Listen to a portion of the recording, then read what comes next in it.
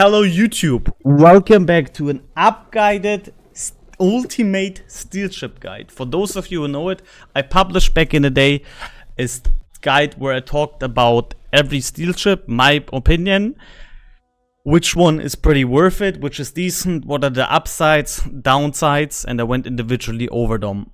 I'm gonna repeat this because we have a fair few new steel ships. This is in 2025. The last steel ship guide was 2 years ago, so we got a new fun toys to play. And I'm just gonna go over individually over them and think my thoughts about them, telling you the pros and cons about the ship. And yeah, we're gonna get started. Tier 10 and 11 would be great. Yeah, there's some spicy tier lists later. Yes, good. We start with the newest addition to the game, Amiral Latik. Now, at first, I'm gonna actually click on it as well. Since you noticed, by the way, the steel prices are all the same now for tier 10s. They're all 31,000. There is no cheaper one anymore or a more expensive one. They generalized this on the tier, so they all cost 31,000. It's not like when I could say back in the day Stalingrad is cheaper, so maybe get that as a first steel ship. So, the first one we're taking a look at is the Amiral Latik. Sorry if I butchered it wrong, my French countrymen here in chat. What is the ship about? At first, you would see it, and you see instantly, for those of you who play the game longer, a Hildebrand. Now, it does have in common that it looks just as ugly as Hildebrand. We don't need to talk about it. But unlike Hildebrand, which spams planes pretty much any minute, this ship is more about the gunpowder. You have two triple 330mm guns of pretty much Marseille guns you have in the front, with pretty decent reload and cruiser dispersion. These 6 guns in the front are very, very strong because you have insanely good dispersion and you have, again, a very fast reload as well. The planes which you are having are HE skip bombers, but besides plane spotting purposes, they're actually pretty bad. On paper they look decent, but the drop pattern is very weird and they're not really doing the damage. So unlike Hildebrand, Admiral Latik is very focused on the main guns, which is, I think, a good idea because I hate hybrids and I hate planes. And it's really all about the main guns of the ship. Now, do I think it's worth the 31,000 steel? If you want a ship that looks very interesting, plays fully out the guns and you ignore the plane part, besides for spotting, it's an okay ship, but I wouldn't really take it as one of my first steel ship picks. It's not bad. It's also extremely fast, the ship, and has a pretty big HP pool. But you do have, in close range, the superstructure, which can be farmed quite easily. On longer ranges, you do have 32mm deck armor on the flight deck, which does help you against AP. So you can kind of sit nose in at ranges and farm people from long range. But overall, it's an okay boat. It's not bad. In fact, I don't think there's really a bad steel ship. I think they are only decent or better. But if you don't really want to have the plane part of Hildebrand and you like more main guns, you can go for it. It's alright. It's not a bad ship, but it's not really that absolutely amazing either. Now, next one, FDR. CVs. Generally, I would say every CV is broken. I just hate that class. But FDR is a very interesting CV part. First of all, before we go over it, when it comes to steel CVs, by far number 1 pick is Shanano. I'm still gonna go over FDR now. What makes FDR so special? You have the planes with the most ridiculous plane HP pool in the game. These planes have so much HP, it's crazy. You have rocket planes, which are not as good, but you have very decent dive bombers and the most ridiculous torpedo bombers you could imagine for the following reason. Basically, these aircraft strikes are hard hitting, but then you have a cooldown on them. It's pretty much, I'm taking now the dive bombers as an example. You attack a ship, you drop the load, and then for the next 30 seconds, you cannot attack, or I don't know the exact value if it's 25 seconds or 30 now, you cannot attack again. There is a big cooldown on these attacks. This is to balance out that the planes pretty much cannot be shot down unless you eat flak clouds. They have so much HP, And if you do it correctly, you can legit also not really deplaned. You just can't harass people crazily with this. You can take the dive bombers, for example, and hover around in a DD for pretty much the entire map duration if you wanted to. As long as you don't eat flag clouds, but you can probably hover the entire game duration over one single DD. That's how much HP they have. If there's something like a Jäger, you can legit just stay over him. You could, if you have nothing else to do, you could stay 20 minutes over him and he gets farmed by your team. But again, this is all about these planes which have that insane strike capability and that insane HP. To balance it out, the planes are very slow. And again, you have these delays in the tech runs. Now, I think the FDR is a very strong CV, still to this day. However, and I'm saying this not because I hate the class, but in general, I think by all means, this is the most boring ship in the game. Now let me explain. I'm not a big fan of CV gameplay in general. I think it's very one-dimensional. But my god, the planes are flying with like 140 knots or something, which is still 4 times faster than most other surface ship in the game. But it feels like you're playing this game in slow motion. It feels like you actually play the game in slow motion with an FDR, and I think it's really, really boring. All other CVs are way more interactive because it feels they feel double as fast, even though they aren't really. But I just can't stand this. It's a very powerful ship, and if you want an American premium CV, definitely it's a good choice. But again, keep in mind that the planes are exceptionally slow. Now, I said something about ridiculous torpedo bombers. I want to say that as well. Not only does this ship has the attack runs on these planes usually have a long cooldown after the attack, you have, for example, with the torpedo planes also very long attack duration. If you have never played CVs, what I mean is you start an attack run and then you have a certain amount of time to do this attack run before it resets. The torpedo bombers have over 15 seconds of attack time, and once the torpedoes are fully armed, the aiming reticle is at the best it can get, you can turn the planes no matter how hard you want. Of course, you have time limit, but no matter how hard you want, and you don't lose the aim, which means you can pretty much do 90 degrees attack runs or 180 degrees attack runs on ships. You can legit go fly past the battleship, for example, start an attack run, wait until it's fully armed, and turn then 180 degrees around and drop him. It's ridiculous. It's absolutely ridiculous. But basically, you can, with that maneuver, you can outplay already their turns. If they see their planes, people start to turn already. Unlike other CVs, you can outplay it and just turn around and use this, I call it now gimmick or feature of the ship to strike them very, very hard. But yeah, that's FDR for you. Very, very strong ship. Shikushima. It's not a bad ship to start with. However, if you have a Yamato, I don't think there's a reason to get a Shikushima. If you are swimming in steel, you can get it. If you like Yamato, you will most likely like Shikushima as well, because it's pretty much the same ship with minor differences. The minor difference is you have a bigger caliber, which is only helping you against less than a handful of ships, such as Riga. You will be, for example, able to pen 35mm of armor instead of 32 overmatch. Means, for example, the Riga you can smash where a Yamato would ricochet.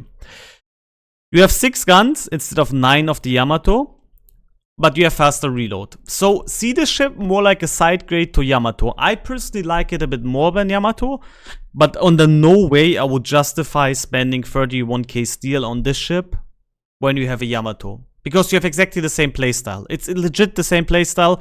You are more in the back, you use your overmatch to smash the opponents. The minor differences again are you have faster reload but less shells, and you have better secondary and A performance.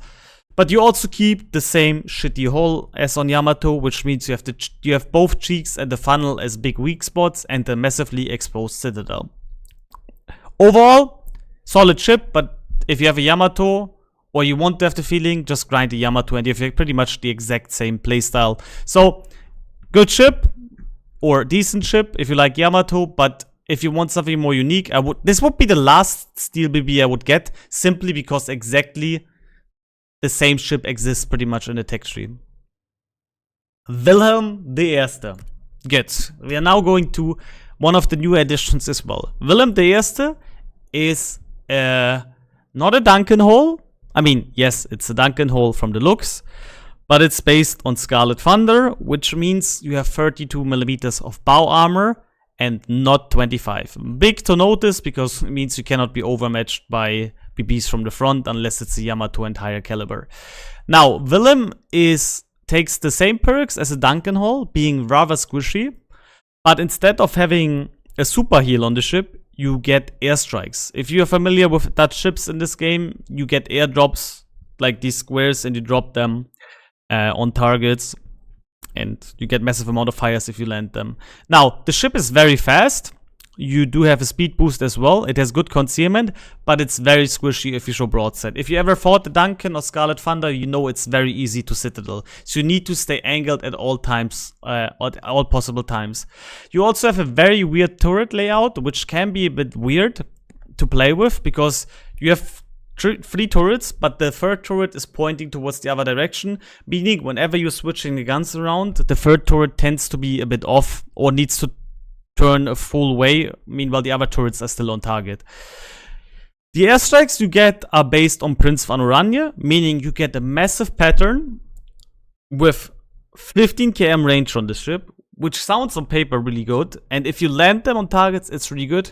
However, unlike Golden Line and Utrecht and so on, these patterns are very hard to aim, or harder to aim, because you need a leading time of 17 seconds before the bomb hits. Yes, it's a massive area, but you have to predict 17 seconds of movement, which is of course nowhere near as fast as, for example, on Utrecht or on Golden Line, or Tromp for that regard. You also have very long reload on those, so you can't spam it like, for example, in, again, Golden Line or Utrecht. So keep that in mind. The guns are pretty decent. You have 490mm guns. I'm not sure about this right now, but I don't think they're short fuse like on a British, or I don't know in general. I think they're normal fuse, so you do have pretty decent AP pen on as well. You have 2.1 Sigma. The guns are also very consistent and decent reload. Now, one more thing which is worth mentioning about the ship is airstrikes and ASW are sharing the same cooldown. That means the ship has two airstrikes. There's a submarine in front of you, under the water, let's say at 14 km. You use both of your Dutch airstrikes. That means you have no airstrike ready for the submarine. Let's say you use one airstrike, then you can use your second airstrike for the submarine. But then you cannot use a Dutch airstrike again, if that makes any sense. They share the same cooldown, so you have to decide whenever you use it. Now, personally, I know a lot of people hate it, but I think it's actually not that bad for the following reason. It makes the ship more...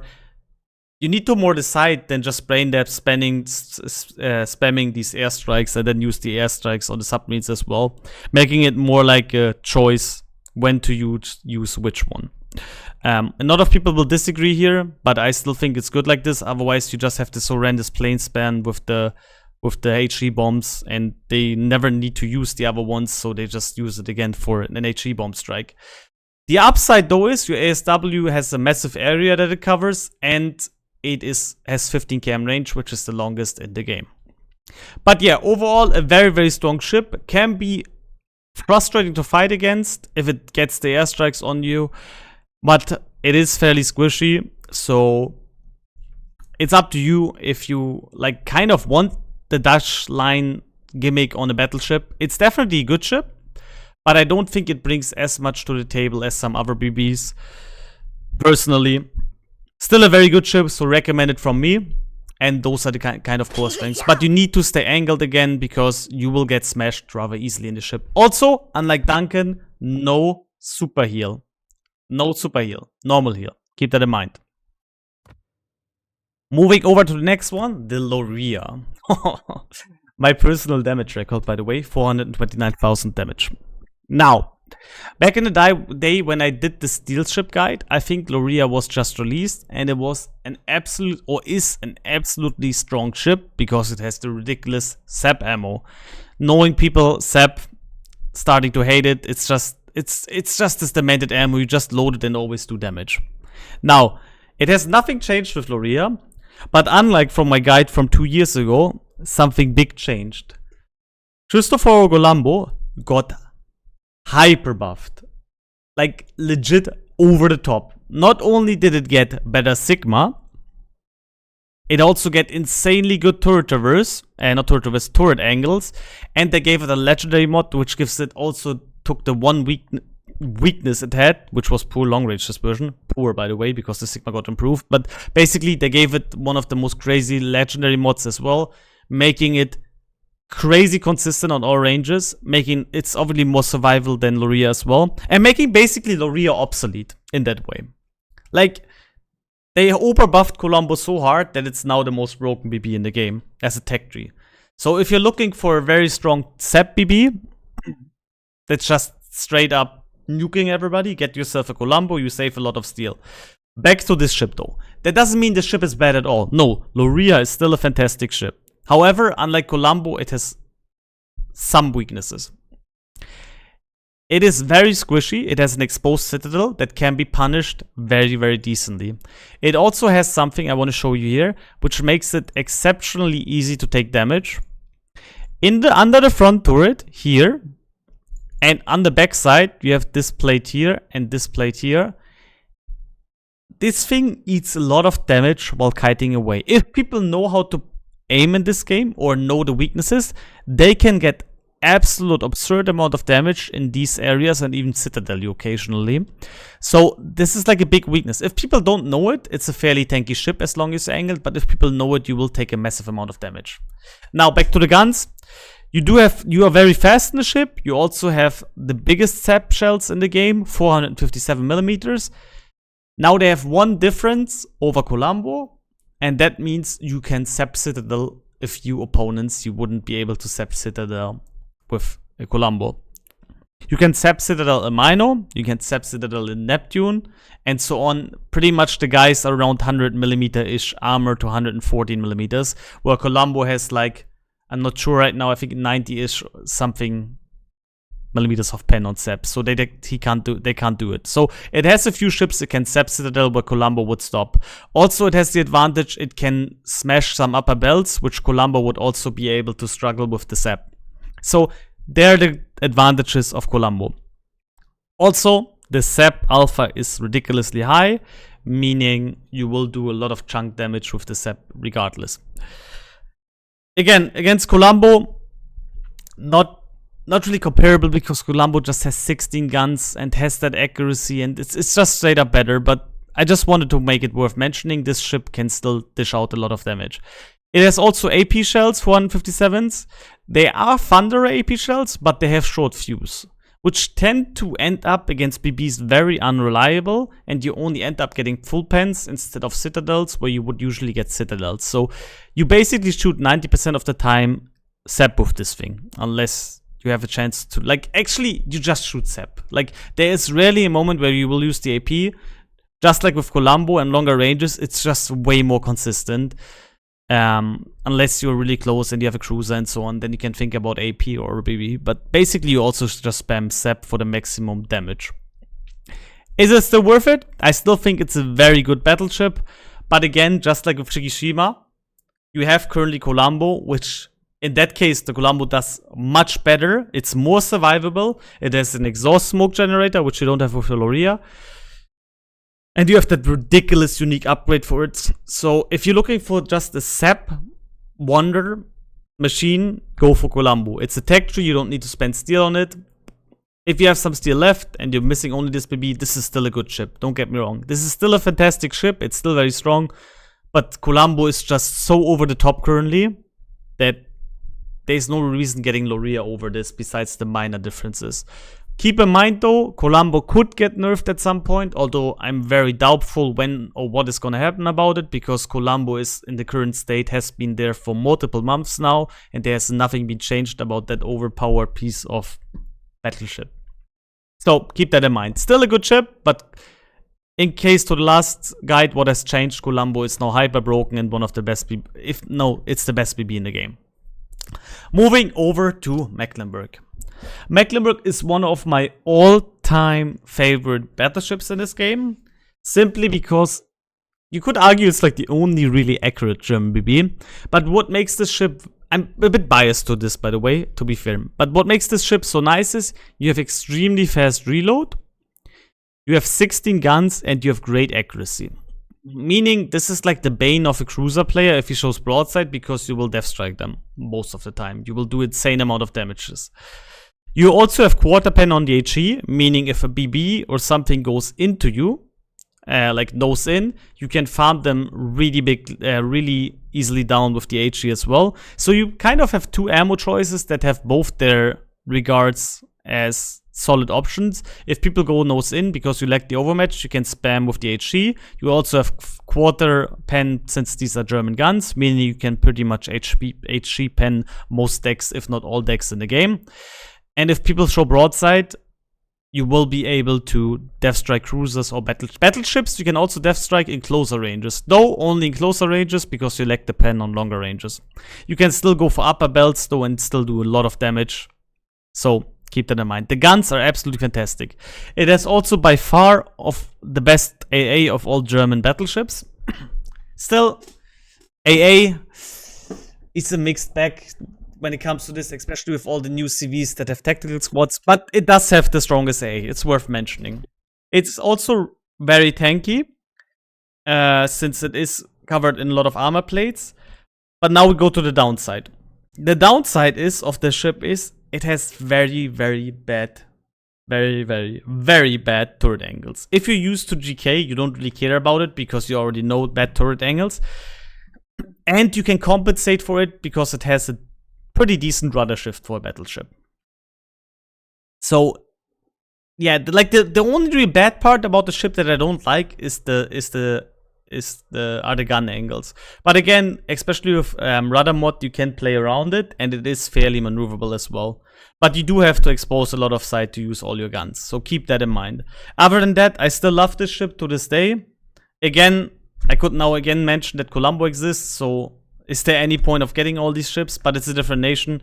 So Mecklenburg is still one of my most highest picks when it comes to steel ships. I just love this thing. I really just love this thing because it works so well for me. You also have torpedoes for close range. You have a lot of secondaries, although I would not skill into them because they're not improving and have no improved characteristics. But great ship. I like it. Definitely recommend it. Definitely one of my top picks in this regard. Now there's going to be a lot of people in chat and so on arguing, okay, I would rather take a Bonia or so on, but this will be my pick. I just love the ship. I'm a bit biased towards it, to be fair, but it's a great ship regardless, and definitely one of the most recommended steel BBs. Moving to Incomparable. Now this is a spicy one. This is a very spicy one. Incom had one change lately. Not directly the ship, but what happened to plane spotting that makes the ship a bit better nowadays. Incomparable is the stealthiest BB on tier 10 in the game. In fact, it outspots even cruisers such as the Moine, as an example. So you can surprise the Moine and say, haha, I have 508mm guns in your face, boom. This thing is super squishy. Has a very thin citadel belt, meaning as long as you show broadside, you can get punished by most cruisers, get citadel to oblivion by most cruisers as well. However, if you're angled, it's fairly tanky. You can get overmatched in the nose though, because you have 25mm bow and stern armor. Now, this thing was all about the playstyle. You have 508mm guns, which are the biggest caliber next to Shikushima and so on. You can overmatch pretty much the vital thresholds as 32mm, for example. And you can surprise people with the concealment. That was the whole idea behind it. It's a bit questionable seeing this massive ship pop up and then shoot you and you might sink. But that was the idea behind it. The problem with this is you had these massive guns and you shoot and your air spotting bloom goes crazily up. So as soon as you have a CV in game, for example, this ship was kind of completely cocked Because the whole gimmick about being the stealthy ship and surprising people and so on did not work, nor could you use the concealment because the planes tend to spot you all the time. Even if it just happened randomly, you shot and you got this bloom up and the plane spot you. So that has changed now though. Plane spotting has been generalized that you only see that planes only spot ships at a maximum distance of 10 km. That's not counting in concealment expert and concealment's module. In case what that means, and they also removed firing bloom in the air. In case what that means for Incomparable is, if a plane flies 8.5 kilometers next to you, and you shoot, and you have like cover around you so the ship doesn't have a visible line to you, you're not gonna get spotted anymore. Because your plane concealment is 8.1 km. 10 km base, you put concealment expert on it and concealment module, and you're ending up with 8.1 km. Meaning, the planes that usually would have spotted you by then, or even at 15 km because the bloom was crazy, they don't see you anymore. They see shells flying randomly out of nowhere, and then they could think about going there, but you are not actually getting spotted as a ship. So that's actually a pretty decent buff for the ship, making it a bit better to play.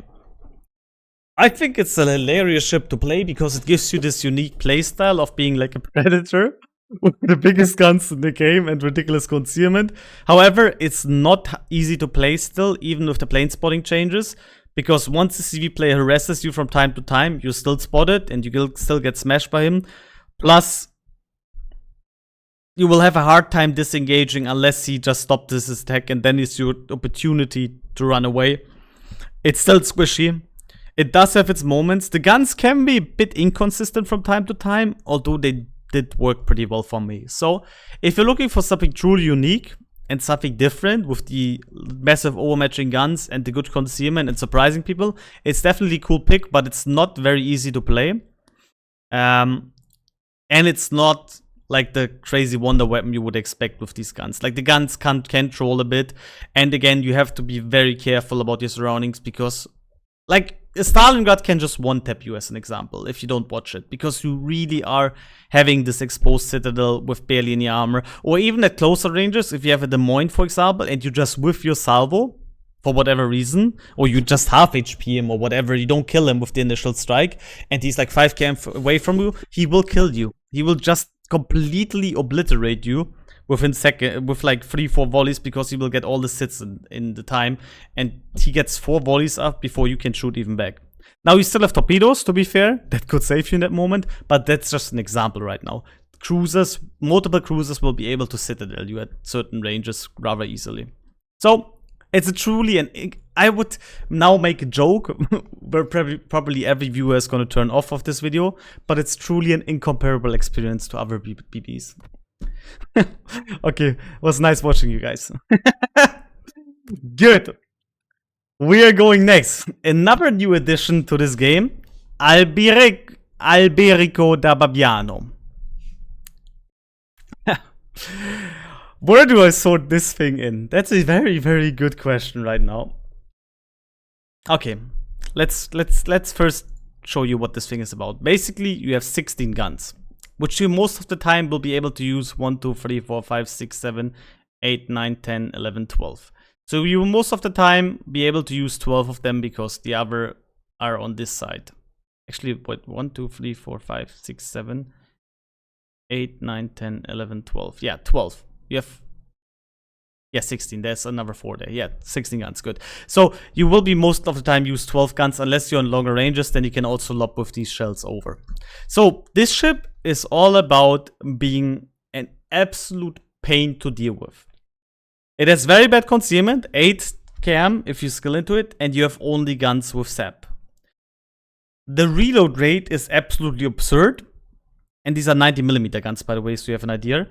And you have only sap. You don't have AP, you don't have HE, you have no torpedoes. You legit have one ammo choice, and that's sap and ridiculously fast reload. And a good smoke generator. This thing is not for beginners. I'm saying this right now, because every time I see a Dabaniano, you can now play it pretty easily, and they end. The people try to use the ships, smoke up, rush down somebody, and then kill you at short range. That only works, though, if the enemy DD player is very incompetent or doesn't have a hydro. Plus, you will also maybe eat torpedoes and so on. Basically, you have to be very careful. You don't have any spotting tools, because when you smoke up, you only have 2 kilometers proxy spotting, and you have 8 km concealment. You are very aligned on a team or knowing exactly what you're doing. Otherwise, you're not really gonna make something out of this ship. It is more like a meme ship, to be honest. It can be frustrating against people who are not in this game. You can absolutely abuse the firepower and completely farm them down, and they will scream how overpowered the ship is, but in fact, it's not even that strong. But basically, there's 2 options how you play the ship. You play it with the speed boost in the open when there's a B player who's not that good at aiming, and you farm in at max range. Or what you can do is you can use the exhaust smoke generator, which can go up over a minute, to be fair. Like around a minute long, and use these exhaust smoke generators to completely farm for free in 1 minute of a target. The damage output can be crazy if you can land the shells, although they're very floaty. And yeah, how can I say it? Like, it's just horrendous to fight. If it can't farm you and you cannot do anything about it, it's just a frustrating experience. But the damage will add up over time, but you don't get these massive volleys at the beginning. If you're in a DD, don't take a fight at a 1v1 with this, because 99% of the time, unless you hit a lucky torpedo, this thing will just outtrade you, because the firepower is so ridiculous. It will just eat everything at like 8 km and below alive. Above it, the arcs are pretty floaty, then you can have a chance to kill it with certain DDs. But other than that, if you're fighting it, use your concealment as your biggest strength, or use, for example, if you're a DD that has radar, use a radar against it when it smokes up, or use a hydro when it smokes up. Basically, use his smoke screen against himself when he uses it. In the case of a hydro DD, you want to use the hydro exactly when he smokes and pushes for you. You kite away, you shoot him, he doesn't see you, you kill him. So, yeah. Against BBs, on cruisers, they can go nose in towards you and minimize your damage output as well. Although you will still land quite a big amount of damage over time. But you don't really have the torpedo threat and so on. You don't have anything else besides this gun. It's a hilarious boat to play. It can be pretty effective. If you're playing in a Division and you have another DD spotting for you, or a CV player, this thing is crazy. It can be crazy good in farming down an entire flank. But for that, first of all, you need a Division. And in solo plays, it's not that easy to use. It's a fun boat, I'll give it that. But it can also get very repetitive after some time. I still enjoy it to this day, but I only play like 2-3 games, then I don't touch it for like 2-3 days, and then I play it again. But if you like non-stop play it, it will get very repetitive. It's a fun meme boat. I like playing it. I think you need to know a bit more about the game to make it work, so I give it like an okay recommendation. But when it comes to steel DDs, when you want something with impact and actually really strong, alternatively, you would go for the Rakna. Now, next we have Shanano. This is, in my opinion, the strongest tier 10 CV currently in the game. Which was also not there in my old guides. So, if you choose between this and FDR, go for this one. Now let me explain. Shanano is annoying to fight against, because it has, not only does it have a tactical squadron like Essex, which is dive bombers, which replaces always for free after some time. You also have AP skip bombers and torpedo planes, which are very, very strong. This ship is all about causing damage that cannot be really healed. Now, they fixed the torpedo bomber, they balanced the torpedo bombers a bit out, that you can actually heal the damage up to 50% when they hit you. But back in the day when they landed the torpedo, what happened is you have the torpedo strike, you drop 3 torpedoes, you hit a battleship, for example, he loses 15k HP. He DCPs, you have a heal on your planes, you turn around, you drop him again, you get 15k again. And you might even get a third strike off, depending on the area of the battleship. So it's crazy how much damage output this thing has. Then you have smoke screens with the tactical squad, meaning you can either smoke yourself up if you get spotted and you need to turn away, or you can help your teammates with smoke screens with the tactical squad, which will be replaced every minute and a half or whatever the exact value is. So you also get dive bombers, which you can just waste and you don't care about them because you get them for free fully back. And then you have AP skip bombers, which can be used against pretty much all time. They're not that easy to use in my opinion. as you might think, because unlike HE bombs, you care where you hit. You want to hit, if possible, the citadel of a ship, and you also need to skip at different ranges because you lose pen over each skip. Basically, cruisers you want to skip from max range, and BBs you want to skip with one drop or directly, so you have more pen. But that is actually non-healable damage pretty much because it's citadel damage if you land it.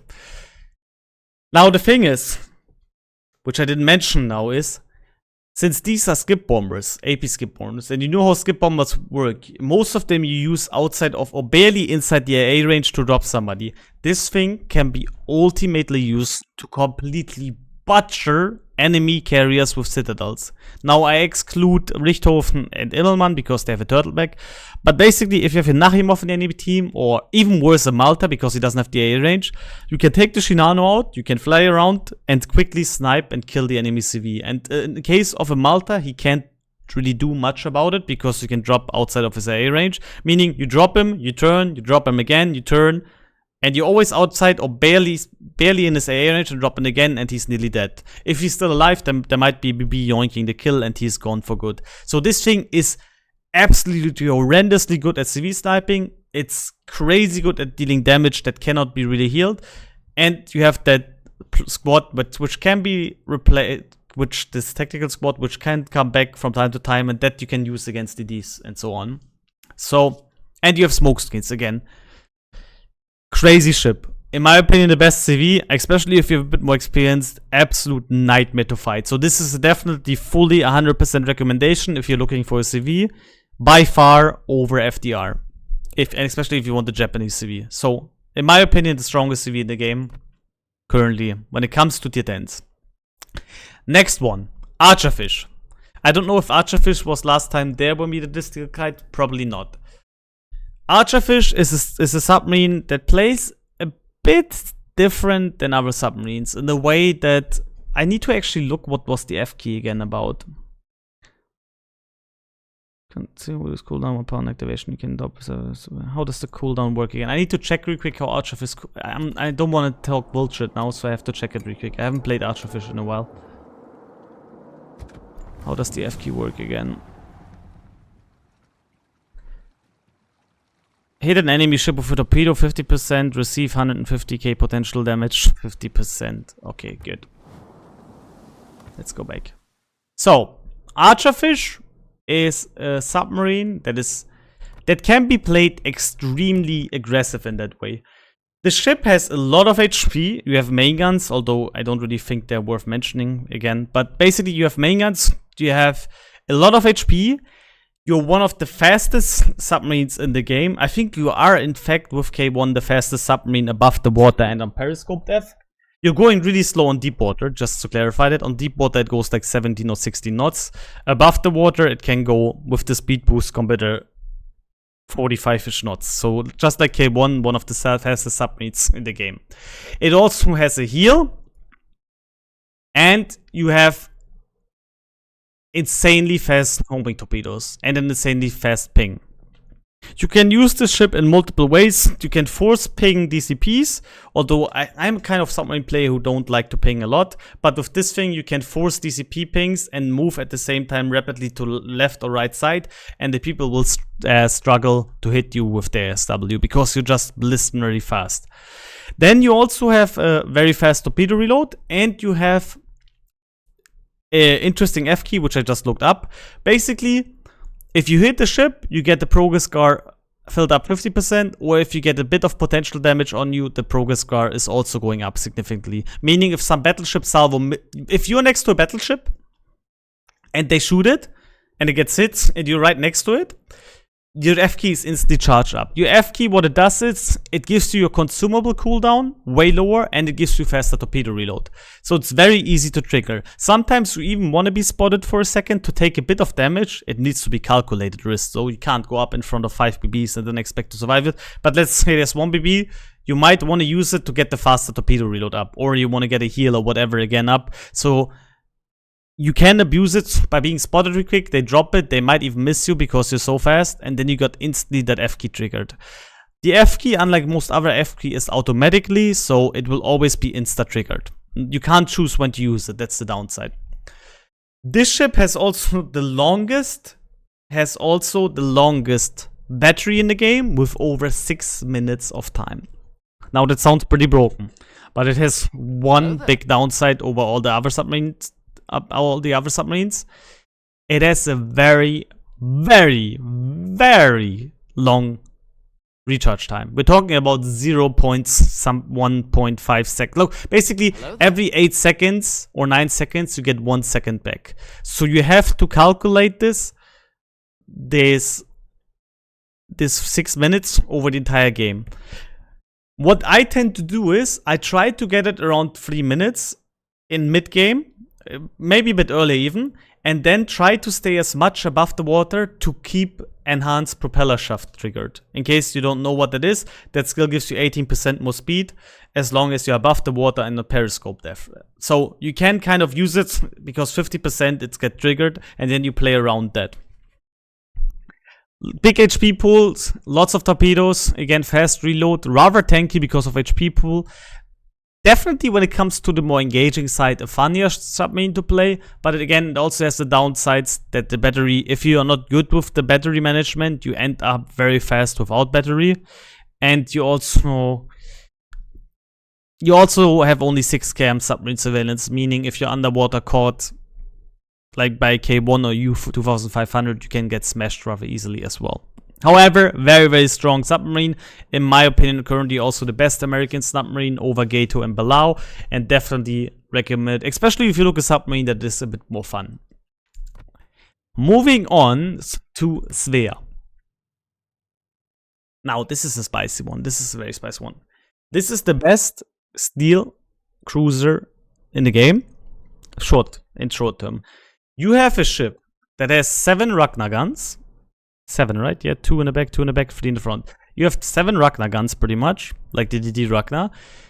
You have short duration smoke screens. You have insanely good accuracy. You have good concealment, and you have good radar. You have a radar range of 9 km, and the concealment is, I think, 9.3. So you have pretty much nearly stealth radar. You have British smokes. You can use them super fast on cooldown. This thing is absurdly strong at farming down enemy pushes. For example, if BBs push into you and they farm them down with THG. And it can also nuke any DD play. Let me explain why. The radar duration is not that long, but just like a Dansk, it has a very, very short cooldown. Meaning, most people will get caught in the radar, you shoot them a bit, maybe, let's say you don't kill the DD, it's a Shima, he gets away with 6k HP. The guy thinks, especially if it's if he doesn't know anything about Svea, the guy thinks, okay, the radar is over, I can play around, I can play now 1.5 minutes for free, but that's a trap. The cooldown is less than a minute, so as soon as the guy thinks he's safe, he goes into your range again. He might not be even knowing you're in his range because you're in the smoke screen, not spotted. You can press the radar again and finish him completely off. This thing is absurdly strong. Like, this thing, if you are somewhat decent in this game, or you know the basics, not showing broadside and so on, having good awareness of the minimap, this is one of the strongest cruisers in the game. It is so good. I'm not even joking. It doesn't look that good maybe on paper, but the smoke and super fast cooldown radar combination with these pretty decent guns and also torpedoes is really, really good and good concealment. Better players will also play it with outnumbered to get even better dispersion than laser accuracy. You get like legit pinpoint accuracy with the ship, and they're also rather easy to aim because the gun velocity is pretty fast. So, and also, despite looking like a super light cruiser, you do have 25mm of bow and stern armor, meaning you cannot get overmatched by Henry, for example, or so on, what would happen with a Minotaur. And you also have in the middle plate, the middle plating is a bit thicker, where you could actually even tank some BB shells. I'm not sure about the middle plating. We can actually look. Is there a preview on port? There is a preview on port, if I'm not wrong. Now we're just gonna look at it real quick. I think the middle armor of Svea is actually pretty insane for a light cruiser. Let's look at the armor real quick. Yes, we have 30 and 70 here. 30 means you can bow tank everything up to 420mm. Not bow tank it on the side. And you have also 70 here, so if they land on your citadel belt and your ankle, you can also ricochet. You have also 30mm of deck, which is worth mentioning. So overall, one of the best cruisers in the game. You need a bit of time to get warm with it, especially if you're not that good in the game, but once you do, it's absolutely fantastic and just the strongest steel cruiser, in my opinion. Even stronger than Stalingrad, Commisar, and what is it, Admiral Latik and so on. Good, next one we have Commisar. Commisar is a hybrid ship with 12 guns. This thing has 240mm guns, meaning you also have overmatch against super light cruisers as Minotaur. It has really good AP with improved AP angles, and it has also really good HE because you have 12 guns, and the alpha is not bad on the HE either. So this ship is all about guns in the end. The guns are absolutely amazing. The downside is the hull. Unlike Stalingrad or Moskva, or hell, even Nevsky, this thing has no armor. We legit talk about pretty much nothing. It has 30 in the middle, that's it. It is super squishy, it has a massively exposed citadel, and if you're just remotely getting shot by enemy BBs and they hit you in the center of your ship, you're getting absolutely smashed. You are very big. In a way, you're very long. See it like an Incomparable. It's a very long ship as well. So it's not that small. So you're pretty easy to hit as well. This is, however, compensated again with 12 ridiculously good guns that Citadel cruisers at pretty decent ranges and also do absolute insane amount of pen damage to battleships. And the fact that you also have very good concealment. Plus, you have occasionally also a rocket strike available in form of rocket planes as a hybrid ship. Now, the rocket planes are actually not that bad either. You can do some decent strikes against battleships and cruisers because the attack pattern is pretty good. However, against DDs, it's very hard to use. You can, though, as with every hybrid, use the planes for spotting purposes, making it a strong gimmick. If you're spotted, you're not sure where the DD might be, launch your planes, fly around your detection circle, which is pretty low around. He's behind me, he's to my left, he's to my right. You instantly have some vision. You can also abuse the planes for getting a free shot on a DD, because the attack animation of the rocket planes is pretty long. And during the attack animation, they're invulnerable. So what you can do is, you can drop a rocket strike next to the DD. You're gonna miss, you know it already. You instantly press F to go back to your ship, and then shoot the DD while the planes keep him spotted. So you kind of abuse that. Unlike all the other Russian cruisers, it also doesn't have a radar, which is also something you should keep in mind. So this ship, again, insanely good gunpowder, but very squishy, easy to hit. But you kind of compensated it with decent range, good concealment, and the planes. So it's not a ship for everybody, but if you can play it without getting smashed too hard by the enemy team, it's a very deadly ship and it can dish out some insane damage numbers as well. So it gets recommended from me. It's a pretty decent ship. Also for more experienced players though, because to make use of the plane spotting and the guns itself, unlike a Moscow or Stalingrad, where you can take a few shots. Now, this ship can be tanky. Don't get me wrong, if you fight a cruiser and you're angled, but also if you show broadside there, it has very low citadel protection, meaning every cruiser can send you easily back to port. Like a Hindenburg or Des Moines will eat you for breakfast if you just try to show broadside a bit because squishy armor protection. Good. Going next, after Commisar, we have the OG Bonia. Now, this used to be an absolutely amazing ship 4, 5, 6 years ago. I don't know. When it was released, it was really good. You can also see it in the PR. Only the best players of the game got it back in the day, and they absolutely smashed lobbies with it. This ship is still good, don't get me wrong. It's based on an SAS, by the way. But there is a few things I don't like about it anymore in today's meta of battleships.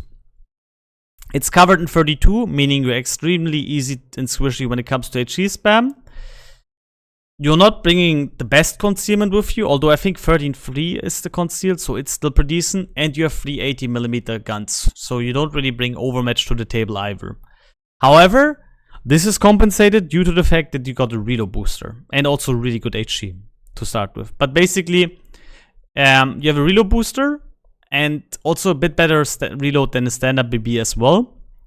So you can punish broadsides very good in reception by, like, for example, you see a cruiser turning or a BB, you smash him, you press instant reload booster, you might get another smash and sink him to port. You have the opportunity at least. Not saying that's always gonna happen, because the guns can be quite unreliable from time to time as well.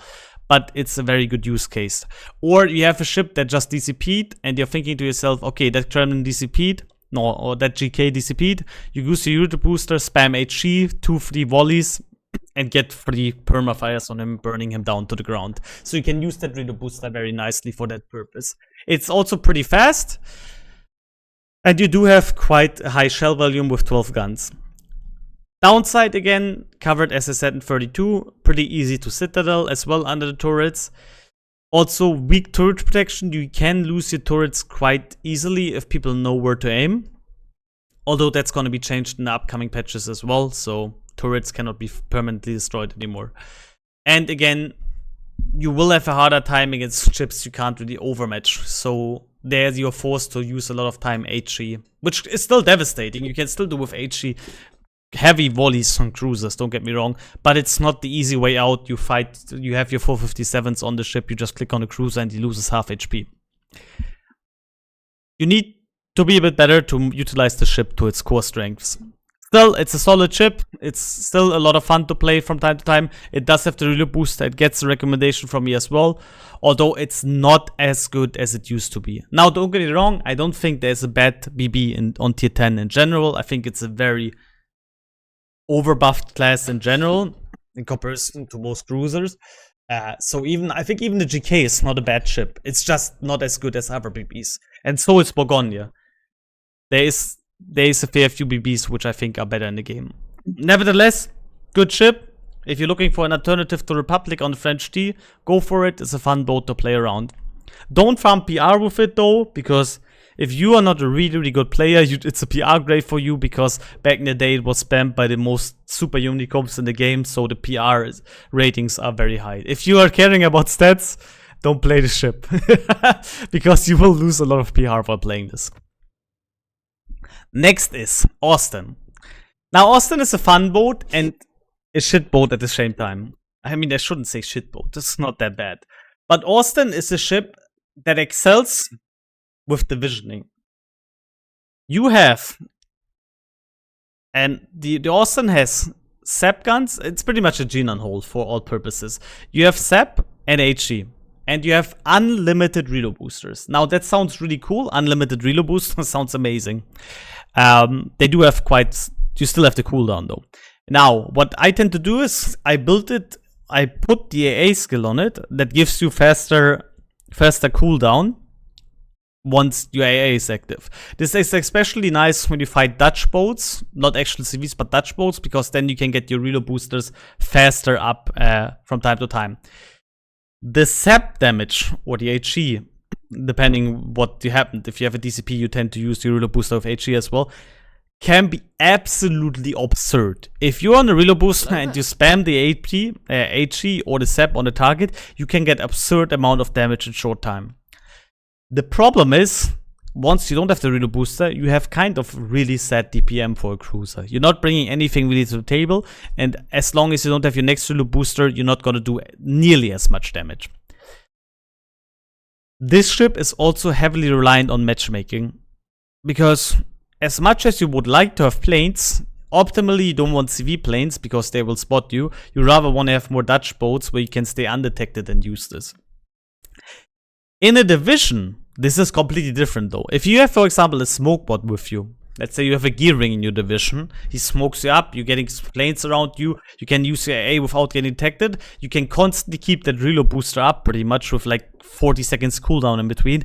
This can be an absolute nightmare and really brutal to fight against. But that's scaling on divisioning. Solo, very hard to play, can have its moments, but it is rather squishy. It's a super light cruiser. If a Yamato hits you in the middle, or a Shikushima, everything that can overmatch 32 is an insta-death to you once they hit you. I'm not even joking. You will not get overpenned in the middle. You have 32 millimeters in the middle, which means you can actually tank most BBs in the game. But once a Yamato hits your middle part, it's not going to be an overpen. It's just going to be instantly citadel, and since there's more than one shell, you just get death striked. So you never want to be hit by Yamato or by Shikushima or Incomp for that purpose, or Satsuma, because it will be a death strike on you. You have barely any HP, so for example, I think a Shikushima needs 2 Citadel hits and you're dead. I think you have 37,000 HP. 2 Shikushima Citadel hits are 38k, you are dead. So you have to play around terrain extremely careful. You have to utilize opportunities. And if you're not playing a division, it's more a meme ship. In a division, it can be extremely powerful, but solo, I would not recommend it. And it would be one of my lesser steal choices because it is so reliant on divisioning or on the perfect matchmaking. It's still a fun ship though.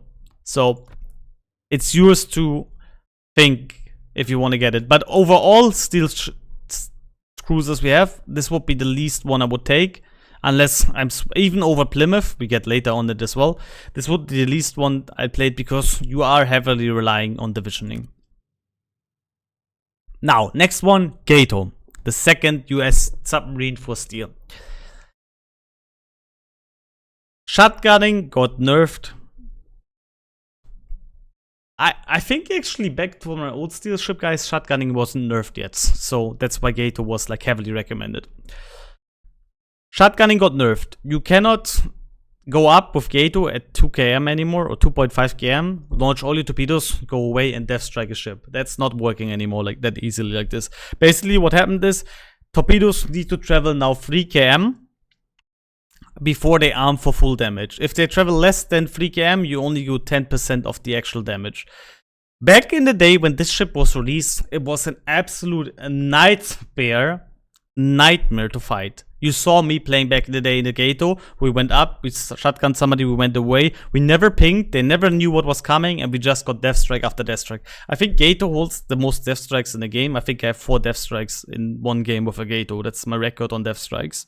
So this thing was completely absurdly over the top, because not only could you death strike people instantly because you have gearing torps, 6 of them in the front, but you also had 1 degree, I think, officially it's 1 degree or something, of dispersion. So basically you have 0 dispersion on the torpedoes. You just, they go where you aim. On all other submarines, you have a big field, so RNG can piss you over and your torpedoes can go to the left or right. Gato doesn't have that. Gato has torpedoes that exactly go where you aim. So, absolute nightmare back in the day. Now that they changed shotgunning, this is, it's still a good submarine, don't get me wrong, but the competition is far more brutal because Archerish is there now. There's K1, which does submarine surveillance at 8 km, and he's just gonna go down.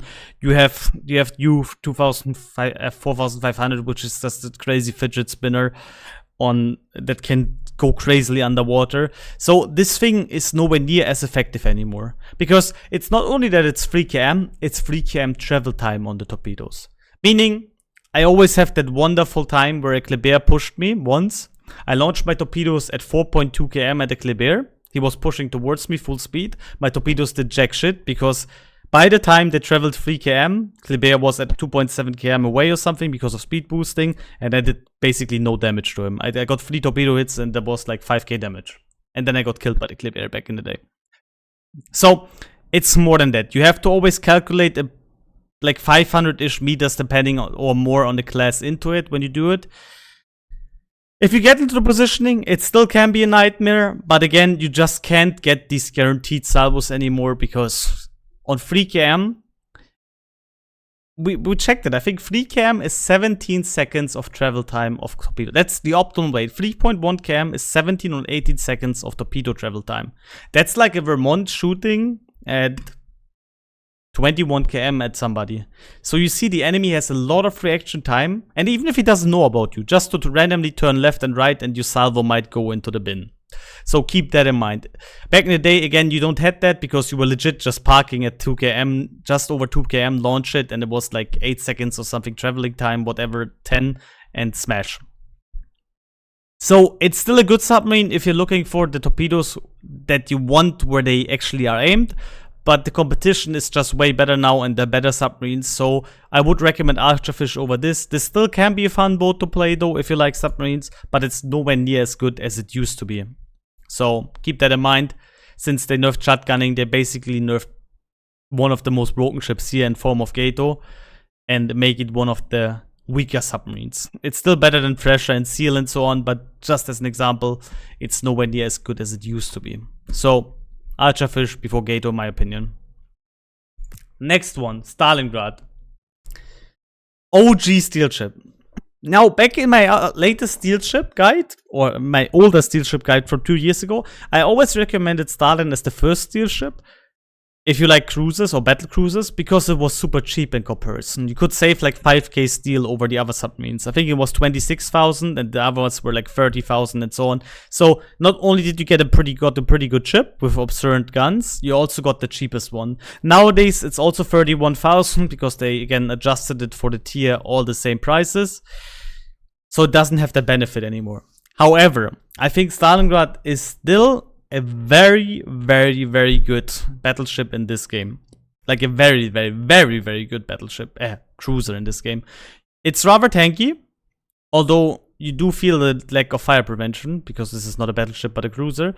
And as long as you don't overextend, which is very important, it can survive quite long. It also has these absurd guns, which are still magic to this day. Improved IP angles, ridiculous pen values, good reload, and the best Sigma in the game. Those are Stalingrad guns. So it's all about the guns still. The guns absolutely smash any cruiser in the game, and they also smash BBs. like the guns are still crazy. It is pretty big though, and it has shitty concealment, so keep that in mind. You're not allowed to show broadside, or you go back to port rather quickly. You're also not allowed to overextend, because you will get spotted from the moon. So keep these things in mind. I'm not gonna go too much into detail. It's all about the guns. The guns are still absolutely insane in this ship, so it gets a recommend from me. But keep in mind the basics, just like Moskva. Don't show broadside, don't overextend, because your concealment is absolute garbage. And that's pretty much Stalingrad. Garbage concealment, decent survivability. If you show broadside, zero survivability, and insane guns that are magic. To this day, unexplainable to me. Next, we have Z42. Underrated boat. I think Georg Hoffmann is better on T10 when it comes to German BBs, just straight up. But Z42 is, in my opinion, better than Z52, because this thing, it looks a bit like a Harugumo in a way that it is a very long boat with 105mm guns, German ones. Basically, what you want to do with this ship is, you want to push enemy DDs, you want to use the 6-cam Hydro, and in fights, in broadside fights or in surprise fights, you want to use your AP and get these juicy 5, 6, 7k salvos, because these shells, unlike Z52, these AP shells always arm on DDs. They don't have a lot of pen, but they don't need to, and that's exactly the core idea of this. They will always full pen DDs if they're fully broadside or slightly angled, and you will get massive amount of damage.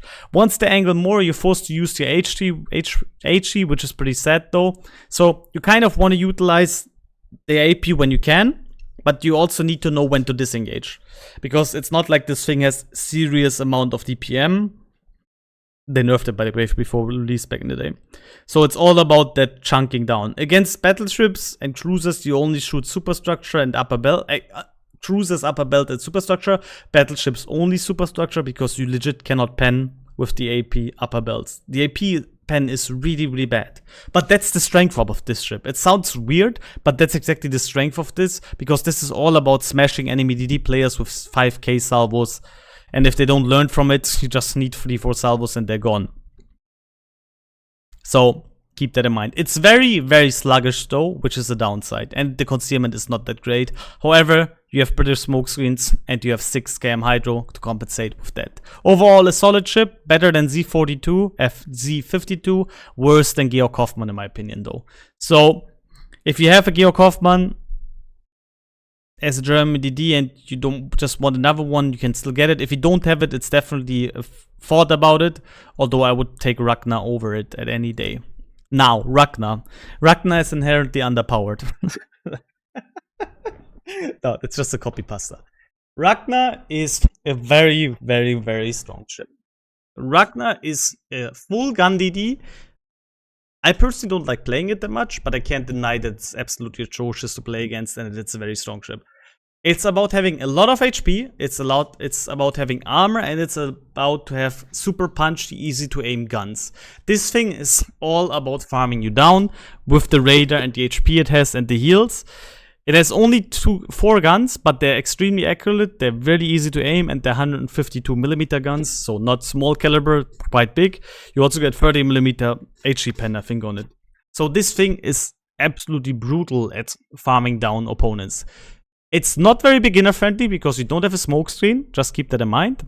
And you need to kind of get used to the speed boost, because the speed boost is very short, but it gives you insane amount of maneuverability. Meanwhile, without it, you are rather sluggish. It can farm down opponents crazily, though. So, super accurate guns as well. Nothing more really to add to it. It's one of the best TDs. I barely play it, though. I don't really like the playstyle too much. I would recommend you looking for a content creator such as Gangbarang. He shows you what he can do with a Rakna. It's absolutely absurd. It's a very, very strong ship. No torpedoes, though. For guys who love torpedoes, not recommended. For guys who are pretty decent in the game and love gunboats, #1 pick when it comes to DDs. Last but not least, we're going for Plymouth. There's also Vallejo, but that's gonna be a little different mentioning. Plymouth is pretty much an Edinburgh on tier 10 with 16 guns instead of 12. You have smoke screens and radar, which sounds on paper really good at the beginning. But unlike a radar mino, you're giving up a lot of maneuverability. You also give up a bit of DPM because they shoot slower, and you have horrendously bad turret angles. Also, you don't have a stealth radar. You have 9 km radar range instead of 10. So even if you have the smoke combination with the radar, it's not always gonna work. And the ship is very squishy as well, and nowhere near as maneuverable for a Minotaur. If you can get it into place, though, it can be pretty decent, especially if you can surprise DDs and then smoke up. Use your smoke and hide radar. You're not even going to be detected. You just get a free DD kill and go next. Or use the smoke screen to farm down a battleship. However, as I said, the turret angles are very atrocious. The reload is nowhere near as good as Minotaur. And overall, I'm not a big fan of the ship. So, it may be a bit biased. I mean, I do perform with it as well from time to time. But I'm just not a big fan of it. There's probably a fair few people who like the ship a lot, but I wouldn't really recommend it. So I'm kind of skipping over this one. I would take this one as one of the last cruisers. And then we have Vallejo. It's tier 9, so I would take it for the last possible steel slot because you can get a lot of tier 9s with coal. So I would recommend they're spending the coal more than steel, because with steel you tend to want to get the tier 10s first. It's pretty much, to put it short in, it's booster guns, but you have better arcs and you just farm. It's just a farmer. You have a rapid takeoff spotter plane, gives you more range, and it has basically no cooldown. You hang on range and you can keep spamming guns. If you like it, it's decent. If you don't enjoy just gunning it from max range like a maniac, it's not gonna be really. It doesn't bring anything to the table. It doesn't bring any utility to the table. You legit just farm people down and hope to kill them in time and support your team enough with it. But you pretty much stay on range and just keep farming, having no radar or something as a utility to your team. So if you're forced to push, it gets very frustrating. But if you can stay in the back and farm, it's pretty decent.